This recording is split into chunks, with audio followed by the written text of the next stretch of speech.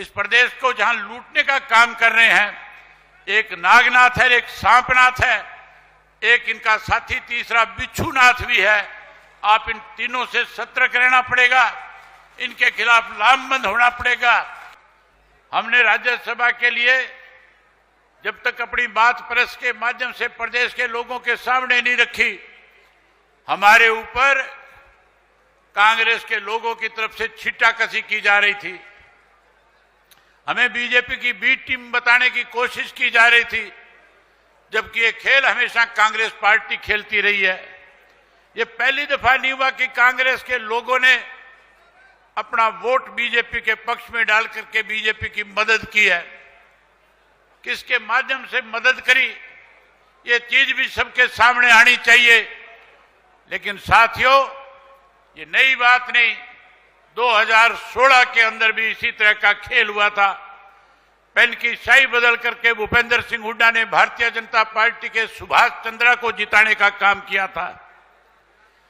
जहां वोट भाजपा को कांग्रेस ने दिए, टारगेट हमें किया गया। इसी तरह 2022 के अंदर भी कांग्रेस ने अपने उम्मीदवार के खिलाफ 2 वोट डलवा करके भारतीय जनता पार्टी के द्वारा खड़ा किए उम्मीदवार को जिताने में बड़ी भूमिका निभाई। और अब की बार तो इतना बड़ा खेला करने का काम किया कि आप सोच भी नहीं सकते। ये हुड्डा ये कह रहा था हम 37 है, हमें 39 वोट मिलेंगे। मुझे बड़ी हैरानी थी जब ये बात मैंने उनके मुख से सुनी। मैंने जब प्रेस कॉन्फ्रेंस करी, जब मैंने ये बताया फैसला कि हरियाणा की जनता का ये फैसला है कि अब की बार हम अपने दोनों विधायकों के वोटों की दूरी भाजपा और कांग्रेस दोनों से बना करके रखे। हमने आम जनता की जो आवाज थी, उस आवाज पे मोहर लगाने का काम किया था। जनता की आवाज पे मोहर लगा करके हमने अपने दोनों विधायकों को इस चुनाव से दूर रखा। वहीं साथियों, मैंने प्रेस कॉन्फ्रेंस के माध्यम से बताया था और ये बात कही थी। प्रेस के लोगों ने मेरे से पूछा कि क्या अब की बार भी कोई खेल हो सकता है। वे प्रेस के साथी इस बात के गवाह हैं।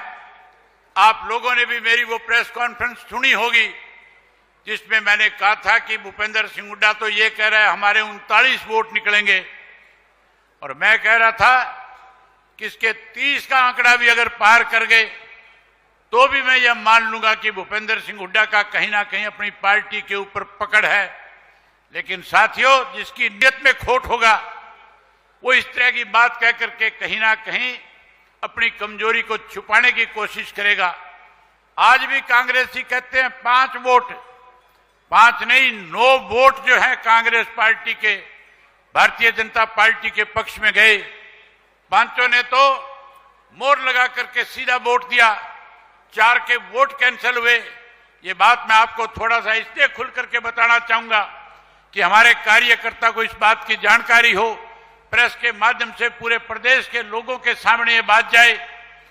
साथियों, राज्यसभा के अंदर जो कोई पार्टी की तरफ से एजेंट बनाया जाता है, कोई भी विधायक जब अपना वोट डालने जाता है तो उस विधायक को फिर अपना वोट उस एजेंट को दिखाना होता है कि मैं अपना वोट किसके पक्ष में डाल रहा हूं।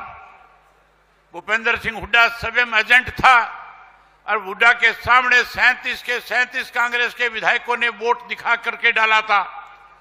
इस हुड्डा को इस बात की जानकारी है कि कौन 5 वो लोग हैं जिन्होंने भारतीय जनता पार्टी के पक्ष में वोट डालने का काम किया है। इस हुड्डा को यह भी पता था कि कौन 4 वो लोग हैं जिन लोगों ने कहीं ना कहीं डबल क्रॉस करके वोट कैंसिल करवाने का काम किया है। ये 9 व्यक्तियों के वोट का पता भूपेंद्र सिंह हुड्डा को शाम को 3 बजे से पहले पता चल गया था। हुड्डा किस बात की इंतजार कर रहा था? हुड्डा ने 3 बजे प्रेस के सामने आकर के ये क्यों नहीं कहा कि हमारे अंदर भी जयचंद है, हमारी पार्टी में भी कुछ ऐसे लोग हैं जिन्होंने कहीं ना कहीं अपना दीन अमान बेचने का काम किया है। इसलिए ये बात नहीं रखना चाहता था, कहना चाहता था कि सारी बात हुड्डा की नोटिस में थी। ये खेल भी हुड्डा ने भाजपा के साथ मिलकर के हरियाणा प्रदेश की जनता के साथ एक बड़ा धोखा करने का काम किया है। आज हर व्यक्ति को हरियाणा प्रदेश ही नहीं, देश के को इस बात का पता है कि किस तरह से कांग्रेस और बीजेपी मिलकर के इस देश को और प्रदेश को कमजोर करने में लगी हुई है। ये केवल हरियाणा में नहीं हुआ, उड़ीसा में किया गया, बिहार में किया गया, जहां साथियों ये लोग मिलकर के इस प्रदेश को कमजोर कर रहे हैं। इस लड़ाई को आगे लेकर के जाना पड़ेगा। आने वाले समय में चौधरी देवीलाल की नीतियों की सरकार बने, इसके लिए एक एक कार्यकर्ता को अपने संगठन को मजबूत भी करना होगा। खास करके नौजवान पीढ़ी के लोगों से मैं एक बात कहना चाहता हूं, जहां साथियों आपने हरियाणा प्रदेश का नाम स्पोर्ट्स के अंदर ऊपर उठाने का 5वां 8वां 10वां रैंक लेकर के इस प्रदेश का नाम बढ़ाया, वहीं आपसे उम्मीद करूंगा कि हरियाणा प्रदेश का युवा जो है आने वाले समय में पूरे देश के अंदर ये बात पहुंचाने का काम करेगा कि अब हरियाणा प्रदेश का युवा जागृत हो चुका है। अब हरियाणा प्रदेश के युवाओं ने फैसला कर लिया है कि हम आने वाले समय में न केवल हरियाणा प्रदेश से कांग्रेस भाजपा का सुपड़ा साफ करेंगे, बल्कि हरियाणा प्रदेश में युवाओं की सरकार बना करके एक नई पहचान देंगे इस देश।